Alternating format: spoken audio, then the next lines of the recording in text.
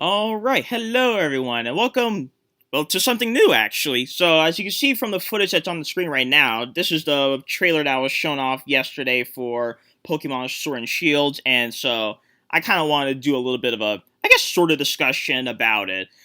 Sorry if you wish I had a reaction video, but I'm actually a pretty stoic person, so unless you want to see literally a flat face for like 16 minutes, I wouldn't recommend that. But anyway, so I wanted to kind of discuss it a bit because I thought it was pretty interesting, and especially because this is the first, I guess you could say, first main series Pokemon game on the Nintendo Switch, and so it's interesting seeing how the Pokemon Company, Game Freak, all that is trying to make that jump into really, I think probably like one or two generations forward. I think two generations actually. But anyway, let's get started, shall we? So I think it best to be starting with Pokemon, since that's obviously the main bread and butter of the Pokemon series, obviously. So I'm actually going to double back a bit before this trailer and talk about my opinions a bit about the starters. So for those of you who don't know, we have the Grass-type Grookey, the Fire-type Scorbunny, and then the Grass-type Water-type Sobble. And so I will say outright, I'm pretty sure I'm Team Sobble. I mean, water types have generally been my favorite starter type, and Sobble kind of gives me like Mudkip flashbacks, probably because of like the head and all that, and just the general body structure. But okay, so if you saw the thumbnail as well, it was like yesterday.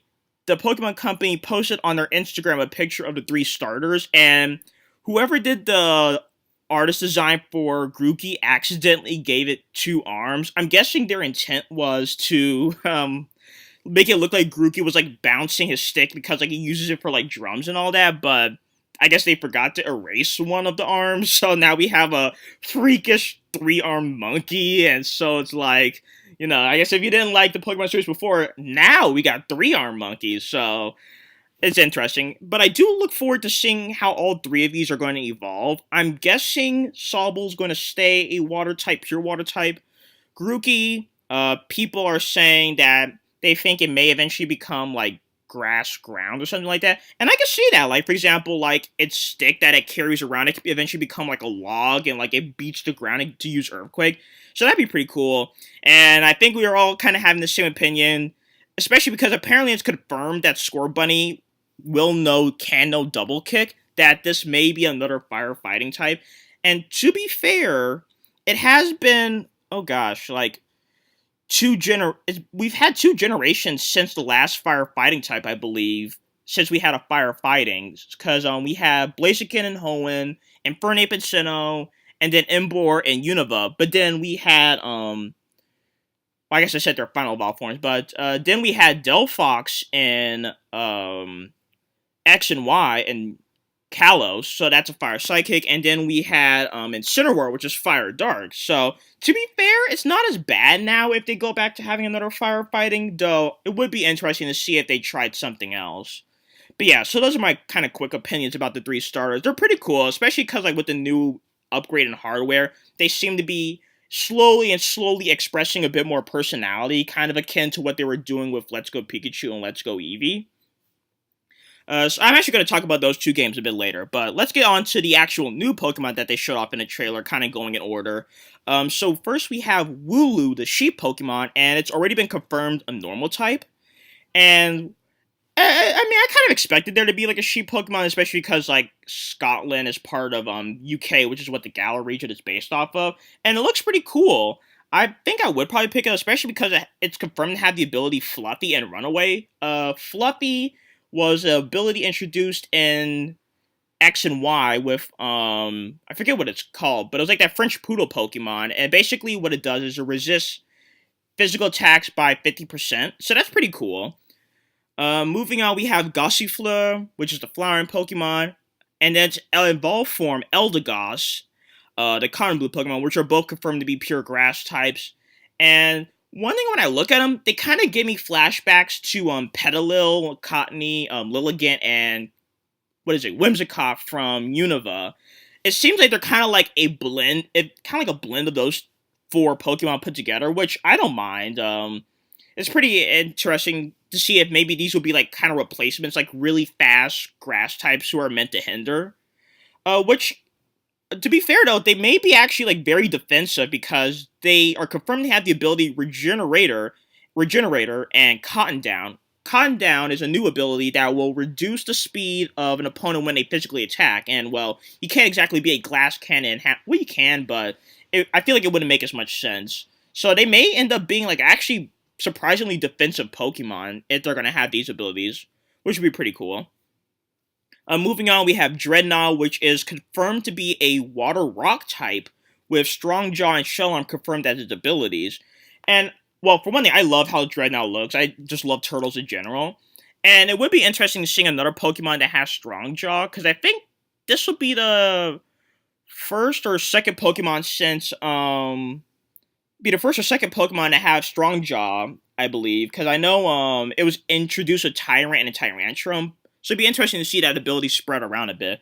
The Water Rock, I'm not sure how that will fly over exactly, because it's not like Water Ground where its only weakness is grass. Water Rock still has multiple weaknesses, so it'd be interesting to see where that one's going.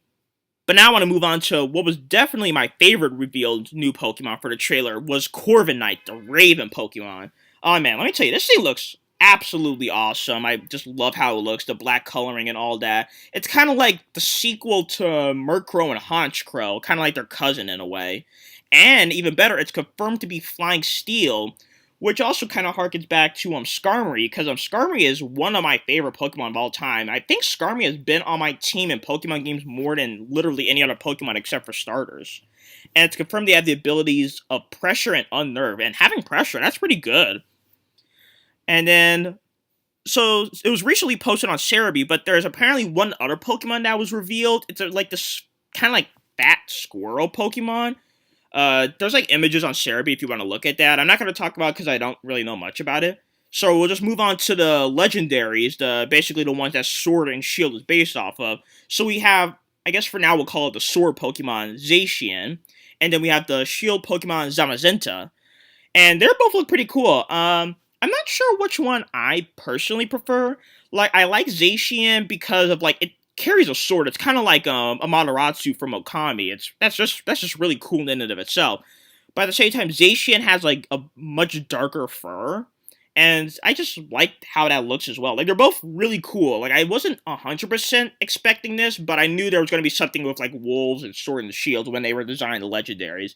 So I'm very interested to see what their, story significance is going to be, because I'm kind of wondering if we're going to kind of get like a more fleshed out story of what Keldeo and the Swords of Justice were, because there was Keldeo, Virizion, Cobalion, and Terrakion, which are kind of like the Swords of Justice, and I'm wondering if it's going to be something akin to them, where like they're supposed to be like heroes of justice or something, and we're hypothetically going to. I'm guessing that maybe we're going to be teaming up with either Zacian or Zamazenta, depending on which game you're playing, and there's actually going to be a third legendary who's going to be, like, kind of like the antagonist, or they may be teaming up with us to beat whoever's the, bad guys of this series, whoever, like, the evil team here. So that's how I'm expecting it to go, and at the end of the trailer that showed off Zacian and Zamazenta, they were, like, looking up because there was a bunch of wind that was getting kicked up, which, to be fair, doesn't mean all that much, because, I mean, there's a lot of Pokemon that could do that. So it makes you wonder if it's a third legendary, basically something to round out the trio, or if it's something entirely separate. So that'd be interesting to see how that goes. And so yeah, so those are all the new Pokemon. Overall, I would say we're coming out pretty strong. I would say, except for maybe Gossifleur and Eldegoss, I like all the designs of the Pokemon. Not saying I dislike those two, they just don't get me as excited. They're just not my personal taste, but they're still good designs regardless. They're just not my personal taste. So overall, really strong in the terms of introducing new Pokemon. So next I want to talk about the Dynamax battles and Max Ray battles, just because those are like probably two of the biggest new introduced mechanics. So Dynamax battles.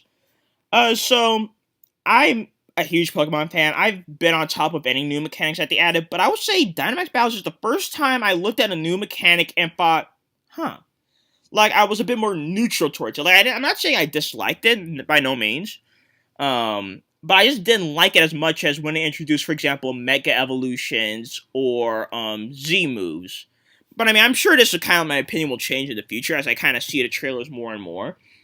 The reason why I'm not as behind it is because I guess I think out of all the mechanics, this is a mechanic where I really need to see the end game explanation of it, which I know seems kind of weird, like really putting that much logic in a Pokemon game, really. But like, I like it when mechanics have good logic behind it. Like Mega Evolutions and Z-Moves, the idea kind of is like you form such a special bond with your Pokemon that it unlocks their hidden potential, which, as kind of like blanket that is, I'm satisfied with that explanation, but something tells me they can't exactly use that same explanation for Dynamax, because it's like, if we could just be friends with our Pokemon and all of a sudden they become King of Kaiju, then like I should right now go on and buy a pet lizard and become friends with it, so that way I could have my own Godzilla movie in my own home. Because like I feel that it'd be pushing the envelope in terms of explanation. So I'm very curious to see the story reasons behind Dynamax battles and why they exist.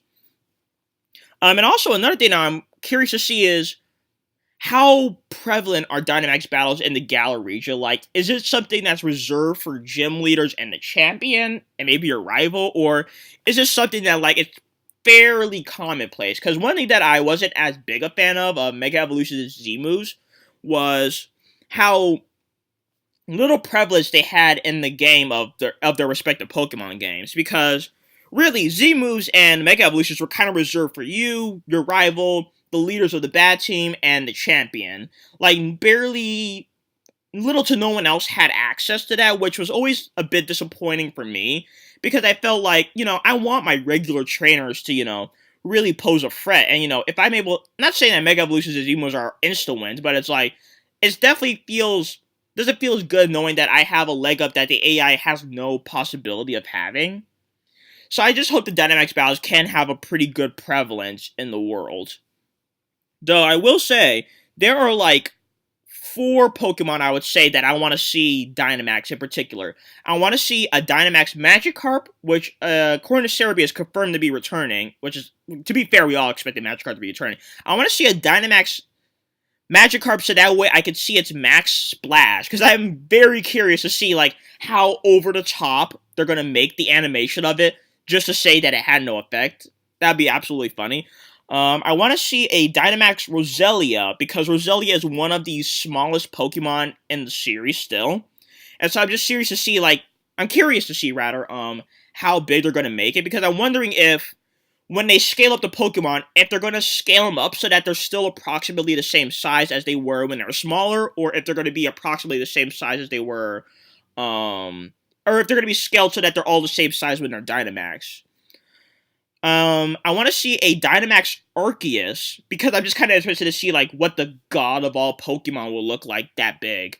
But speaking of big, the one I want to see the most is a Dynamax Wailord, because Wailord is, Wailord's still the largest Pokemon there is in the series, I believe. It's not the heaviest by any means, but I think it's still the largest. So I'm very interested to see what a Dynamax Wailord will look like. Just seeing it literally be the size of the football stadiums. That'd be really amazing. So yeah, so that's Dynamax battles. Moving on to Max Rate battles, though, I really don't have much of an opinion on them.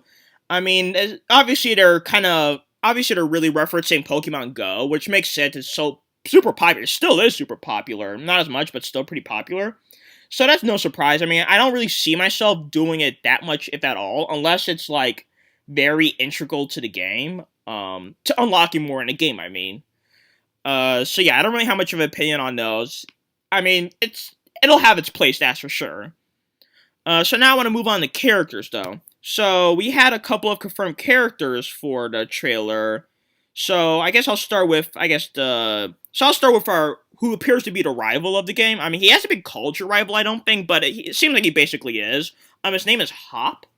And so, I mean, we don't have any dialogue or really much interaction with him just yet, but from the looks of it, he seems like he has the potential of being a good rival. When I look at him, I think of Barry, so your rival from the Sinnoh region, Diamond, Pearl, Platinum. I kind of think of him and like how he seems like he has a bit more of a personality to him. So I'm looking forward to seeing where that's going. And he is the son of the current Pokemon champion, so it does seem like he kind of has a bit more. it seems a bit more clear what his stake in the game is, why he's trying to be stronger. Like, he's not gonna, like, spout some, like, nonsense, like, generic text. Like, he actually probably wants to be stronger so that way he could beat his brother. Like, I feel like it's a pretty good goal. Moving on, we have Professor Magnolia, who's going to be a professor of the region. Of course, she's going to be the one who's looking into the Dynamax phenomenon, as they call it. And at this point, my current favorite Pokemon professor is Professor Rowan of the Sinnoh region. So she definitely has a good amount to compete with, but I'm interested to see where she's going. Sonia, which seems like, from what I'm saying, it seems like Sonia's already like everyone's waifu right now. She's Professor Magnolia's granddaughter and her assistant. And from the looks of it, it seems like she may be the one who's kind of like going to have more of the story significance, like actually maybe meeting you on location and interacting with you. So she may, who knows? She may also be like a pseudo rival to you as well, sort of like how there was Dawn in Diamond Pearl Platinum, who was the one who met you more on location and was the assistant Professor Rowan. Well, Dawn or whoever the male character's name was. So, and then moving on to the last one, we have Leon, who is basically the extremely popular guy of the region. He's the current champion in the Galar region and is like the greatest trainer of all time. And, you know, of course, he has to have a Charizard and all that.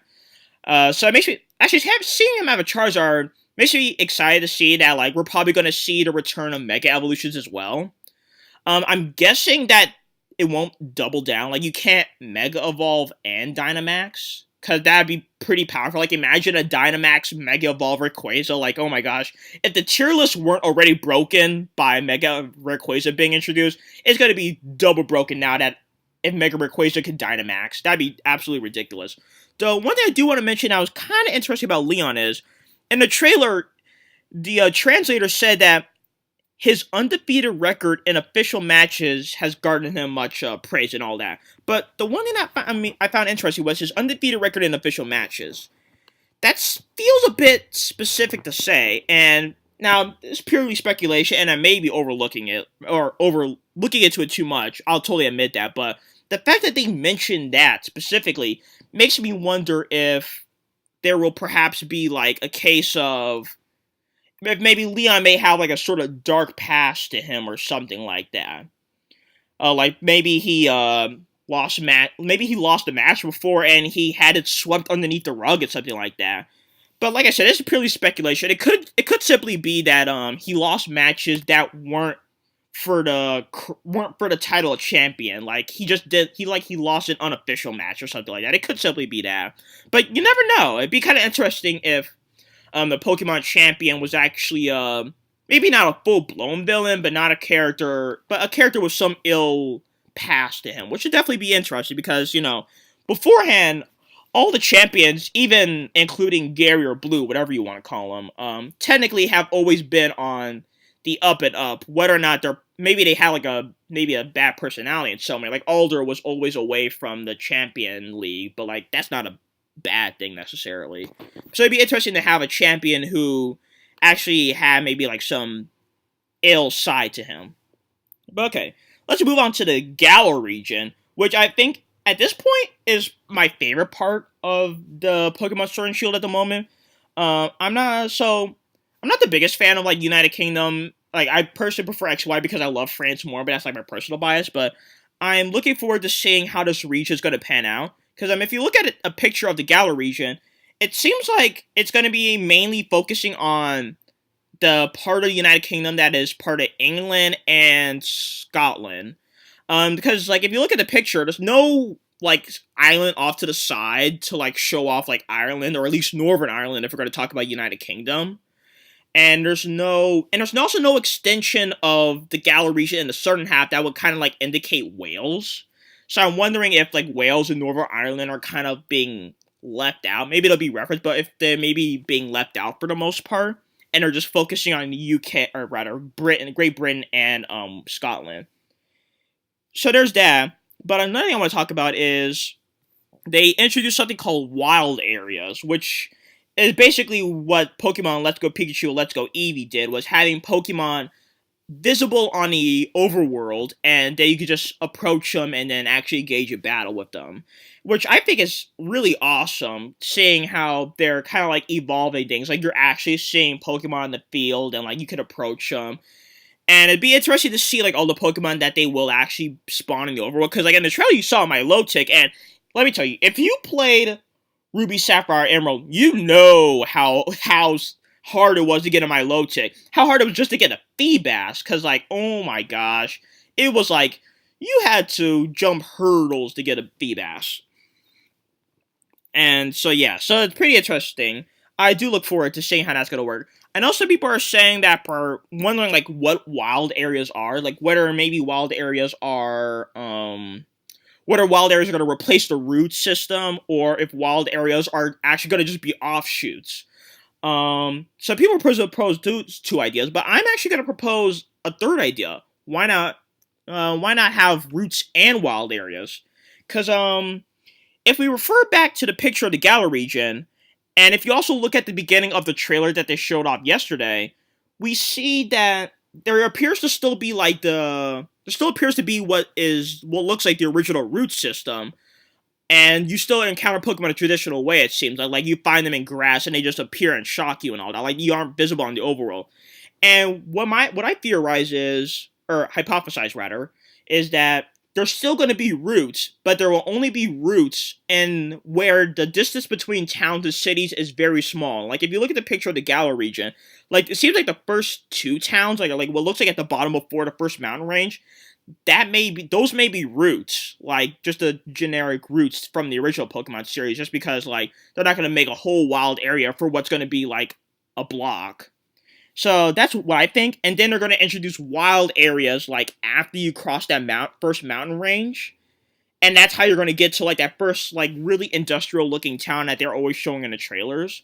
So that's what I'm thinking is like they're going to have roots when the town or city are very close to each other. And then they're going to have wild areas when the towns and cities are really far from each other. Like you're actually like traversing miles and miles. Like you're actually going through a mountain range and all that. So that's what I think. And if that's the case, I think that is a very good compromise. Because it kind of wouldn't make much sense to like create an entire wild area if the towns are literally like blocks from each other. But like if you look at the map and like get from the distance between that town, the city in the center and the mountain range, that's a pretty far distance. So you could justify having a wild area there. And it's also great that the wild areas are going to seem like to have their like a camera that you can control yourself. Like it's really let's say like they're really trying to hamper in or really trying to hype up rather, that they really want to express the exploration element that they're trying to introduce with the game and taking advantage of moving from 3DS hardware to Switch hardware. So that's all pretty cool. And now I'm gonna move on and talk about a bit more of the, I guess, minor mechanics. So it seems like now, instead of a Rotom Pokédex, they're introducing something that's like the Rotom phone, or like, basically it seems like a Rotom that's in your smartphone, basically, which I feel is pretty cool. It's a nice combination of like trying to embrace new technology and all that, quite literally. And so yeah, so there's that. And then another thing is, you have a bike in this game, but it seems like your bike can also traverse water. And like it kind of transforms into like a sea bike in a way, which is pretty interesting because like that's a new way to get around. And speaking of sea bike, it seems like they're going to be continuing the trend of getting rid of ancient moves being used on the field, because if we have this paddle bike, I guess you could say, that means it's clear that there's not going to be a need for Surf anymore. So it seems like that's going to be the replacement for Surf in the game. And they also talked about Corviknight, who, because Corviknight's like so strong, it's also going to be your taxi service to bring you back to places you've already been to. And so it seems like that's also going to be the replacement for Fly. But now I'm wondering how they're going to handle that, though, because obviously I'm not going to go to town if I want... Like, am I going to really go to town if I want to teleport elsewhere? Because, you know, sometimes you want to fly right from the wild area, perhaps. So what I'm guessing is, because we have the Rotom phone, they're actually going to use that to their advantage. They're going to have probably like apps or like a contact list where you could call people. And for example, you could call the Corviknight taxi company, and so they'll send like a Corviknight your way, and then they can pick you up and fly you to wherever. That's what I'm guessing they'll do. Let's see, was there anything else to talk about? Um, no, not really. All in all, I would say this was a pretty strong trailer. And what I also like about this trailer is, and what I kind of like about Pokemon trailers in general, I feel like they've struck a good balance with how much they want to show. Like I wouldn't say these trailers are like too revealing, because like assuming there's going to be, let's just assume there were going to be like at least 80 new Pokemon introduced. Like, the fact that at this point we only have seen 10 new Pokemon confirmed. That's like still like a very small percentage of the total Pokédex. So, they're very good about, like, not blowing the whole list so soon. Like, if anything, the only time the list has been blown is when, like, people have leaked the entire Pokédex. So I feel like they've done pretty good in, like, taming themselves. I would say I would like to see more of the Galar region, though, like, show off the cities more, because that's the part that's getting me most excited. Because I feel like this really shows the advancement of the Pokemon series from their roots to now. Because, originally, towns and cities, it was pretty much like, here's a box, fill it in. But, now cities have become more organic in a way. Like, we have the side streets, we have main streets, we have all the little twisted turns that, like, real cities do have. So, it feels like the games are becoming more and more organic. And I guess this is probably the last thing I'll talk about. Speaking of more organic, it seems like the characters are becoming more and more expressive. So it's nice to see that, because one complaint that a lot of people pose with the series is, like, particularly the main protagonist, the character you play as, has always been a pretty stick in the mud, so to speak. Like, he barely emoted and all that. So it'd be nice to see if they are really trying to advance things with the characters and having them emote more and be more expressive. And I am wondering, will this be the game that's going to introduce a good amount of voice acting? Because that'd be pretty interesting. That would definitely be another grand leap forward for Pokemon, just because there's really not been any VAing for the games. I can't think of any, at least not main series. Yeah, no, except for the only games I can think of are like Poke Tournament that had like some degree of VA. I'm probably forgetting some other ones, but like, yeah, for main series, I can't think of any games. So, yeah, that'd be pretty interesting if that's the next leap that we make. And so, yeah, that's basically my opinion of the trailer. And I guess one, minor thing that I do want to also mention, is talk about Pokemon Let's Go Eevee, Let's Go Pikachu, Let's Go Eevee. I know some people are kind of calling them, like, tech demos. I don't view them as much as that, just because if you want a tech demo, you want to look at, like, 1-2 Switch for the Nintendo Switch, or the Order 1880, I think it was, for the PS4. Because, like, those were two games that really kind of, like, felt like they were more made to show the mechanics of the hardware, not, like, show off actually good games. But Let's Go Pikachu, Let's Go Eevee, I feel are very good standalone games on their own. Like, I feel like I still got a good $60 game out of them. I'll leave it at that. But yeah, so that's it for my opinion, and I definitely looking forward to E3 in like less than a week, because hopefully they'll talk about it more during the Nintendo presentation, or maybe but if not, they'll definitely talk more about it during the Nintendo Treehouse. And so, yeah. Okay, so, yeah, so let me, definitely let me know in the comments what your opinion about the trailer was, and about kind of the new Pokemon games in general, and the new Pokemon, all that sort of stuff. But yeah, so, thank you, and have a nice day.